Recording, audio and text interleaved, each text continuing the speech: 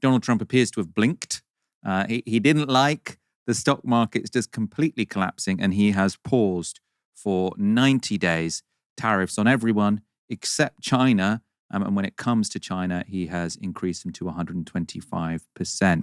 Based on the lack of respect that China has shown to the world's markets, I am hereby raising the tariff charged to China by the United States of America to 125%. So going really nuclear with China, effective immediately. At some point, hopefully in the near future, China will realize that the days of ripping the USA and other countries off is no longer sustainable or acceptable. Conversely, and based on the fact that more than 75 countries have called representatives of the United States, including the Department of Commerce, Treasury, and the US Treasury, to negotiate, no, he's already said the Treasury. I wonder what the USTR is anyway.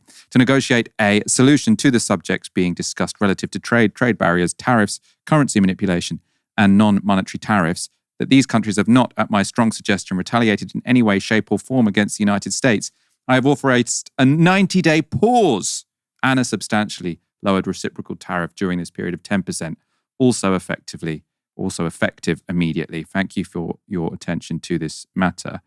So that's very, very interesting. So sort of massively raising the stakes when it comes to China, but for, well, not necessarily everyone else, but for 75 other countries, there's been a pause to the tariffs.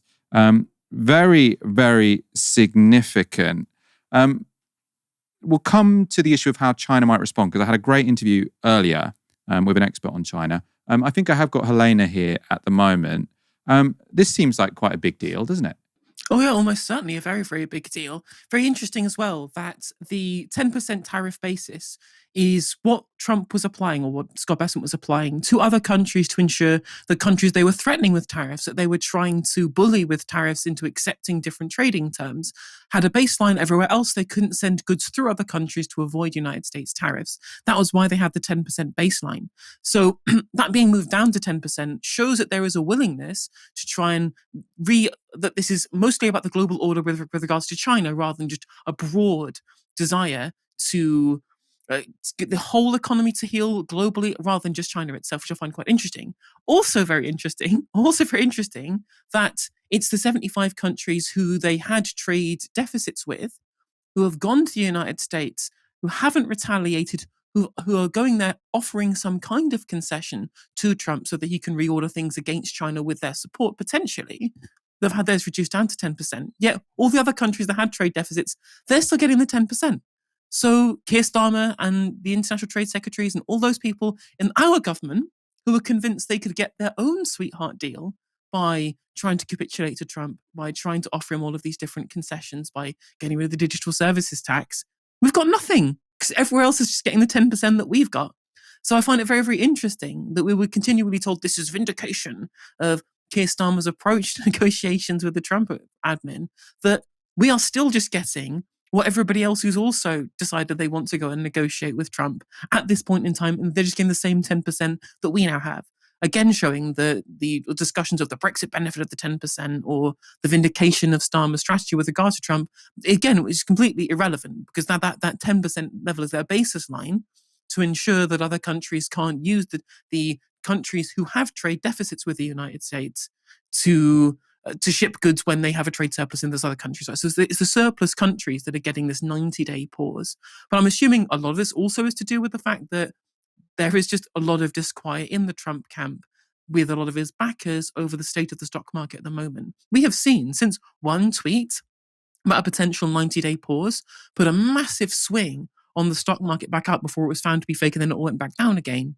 It shows you that the power of an individual message that potentially is leading to some softening of the Trump position, which I think was also a 90-day in that fake tweet, is something that can be done to prop up the stock market.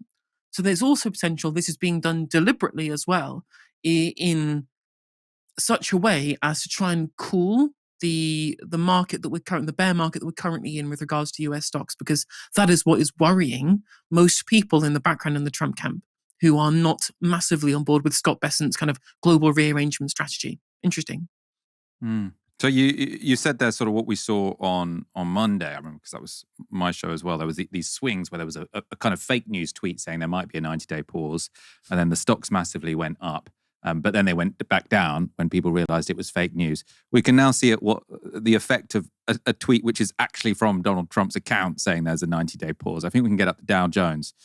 You can see from the moment that tweet was sent by Donald Trump, or a post, whatever you call it, on Truth Social, that has just massively swung up. So it's gained 5.43% today. That's the Dow Jones. So that's one of the indexes of big American companies. The S&P, which is the other big index, up 5.82%. So obviously, people loving the idea of this pause. I think exactly as you were saying, Helena, sort of listening to all the financial podcasts, they're all saying, there was a version of the tariffs which kind of made sense, which was that you sort of isolate China for geopolitical reasons, but then continue trading normally with everyone else. That didn't seem to be what Trump wanted to do, because he didn't just care about a geopolitical battle with China. He also wanted to, he just hates trade deficits and wanted to bring loads of factories back to the United States. It seems like he didn't like the stock market going down, down, down, down, down, and said, okay, maybe I'll revert back to, it's a very hawkish position. I don't think there should be massive tariffs on China, but it's a position, tariffs on China and free-ish trade with everyone else, that Wall Street, can come to terms with in a way that it couldn't, having massive tariffs on everyone, everywhere. Huge story. I think what's interesting about that as well. What's interesting about that as well is I think there's also probably some acknowledgement there that they can't treat themselves as the consumer of last resort. They can't bully people into continually being friends with them. The biggest reaction that we'd seen from this was this kind of instant kind of geopolitical strategy from loads of countries across the world to say, well, if America wants to isolate themselves, let's let them isolate themselves. Canada, EU, China, countries in the global south all came together. Countries who you'd never think would be friends came together and say, well, let's push back against what America is doing here. And I think there is probably at least some amount of worry in the camp that from the national chauvinists who they fully believed and backed this idea that America couldn't be stopped. It was too big to fail and too big to ignore, which wasn't really true. It wasn't true from what we'd seen from the international reaction to the initial belligerence of the current administration in America. And I actually think the damage probably has been done. I really do think that the damage has been done here, and that people will continually view America as an unreliable trading partner. They won't take this as just hawkish position on China. They'll see it for what it is, which I think is more of a retreat and a changing of position and a U-turn, rather than something that's a kind of a more natural position that they've taken here, and really a kind of stepping down, which, once you've done that once, it's difficult to reason why it couldn't happen again if situations are different. There was another Truth Social post from Trump earlier today, which when I first read it, I didn't quite understand the significance of it. I think it's only become apparent now to everyone in the past half an hour. So I think we can look at his Truth Social post from earlier today. So he said at 2:37 p.m., I think that's our time, this is a great time to buy Donald J. Trump. So essentially saying this is a good time to buy shares, right? And what happens 2 hours later is he posts a tweet saying, I'm pausing the tariffs for 90 days. And then obviously all of the stock market massively goes up. So I don't know if it's insider trading, because insider trading is normally when you buy shares knowing something's about to happen. I presume, you'd imagine that he and sort of many of his entourage probably have done some insider trading today. If you know this stuff in advance, you can make a tidy packet. But he's kind of bringing the whole world into this insider trading game. I suppose in a way it's to build the mystique of Donald Trump, basically saying you should believe what I say and do what I say, because even if it sounds mad at the time, I can make it into a reality. Because, it was actually at 2:30 today a good time to buy, because Donald Trump, a few hours later, was about to pause the tariffs. Helena, this seems like it should be. Should it be illegal? I don't know. It's very it's very different, isn't it? This idea that you've now got politicians saying you should buy stocks now, and then 2 hours later making a decision which massively increases the price of stocks. I suppose in a way what he's doing is he's helping his followers, the people who believe Donald Trump, they got rich today, and the people who dismissed him didn't. Now, obviously, this is not me saying you should believe Donald Trump. This is a terrible way of making policy, right? Even with these tariffs paused, this has still been really damaging to the global economy, to jobs everywhere. But yeah, what do you make of this? I mean, also, it's interesting you say, well, this should be illegal. Well, of course it should be illegal, but since when did the legal qualms about anything ever matter to Donald Trump, right? Ever since he was elected, he has ignored the interventions of judges. He has done things that are blatantly illegal and unconstitutional, so it being illegal isn't too far. Also interesting that I'm assuming all the people who've bought the dip and are now profiting, given the stock market rally and the intervention of what he truthed out. That's apparently what you call it on Truth Social. You truth out your tweets on Truth Social. And that causing the stock market to rally has benefited a bunch of his followers. Those are all the same people who say, oh, Nancy Pelosi is terrible. She's a stock market manipulator for trading loads of stocks in Congress. They're right to be critical of her. I am also critical of Nancy Pelosi. I think she does insider trading too. That's my assumption, given how good her trading is, given her position in Congress. But regardless, this is the same thing Trump is doing. If you're going to attack Pelosi for it, you should attack Trump for doing it. I think it is interesting, though, in that we are seeing a lot of fallout from people saying my 401k is gone. I can't believe I trusted Trump to elect him to protect my wealth. We voted for Donald Trump because we were angry with the economy under the previous Democratic administration, and him then crashing our 401ks and our retirement savings funds. How dare it's a great betrayal.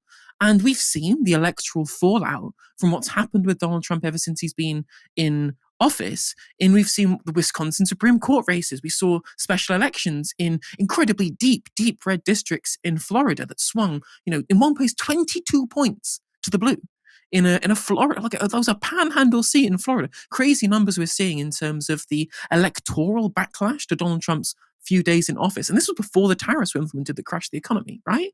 So there's a huge Donald Trump base, a MAGA base, that were rapidly losing faith. That obviously there are a lot of cultists who trust the plan, but loads of people were genuinely upset because they trusted Donald Trump to be the businessman who could manage the economy, which of course is a load of nonsense. The guy's been bankrupt, was it 2 or 3 times now or something like that? So we had to get these people on side. And one thing that these people are bought into with the rise of kind of the Bitcoin right, the cryptocurrency right that he's bought into, he was one who rug pulled them with a bunch of cryptocurrency as well. He's got all of these people on board implementing a cryptocurrency minister, I believe it was, in their, or in the Treasury Department at least.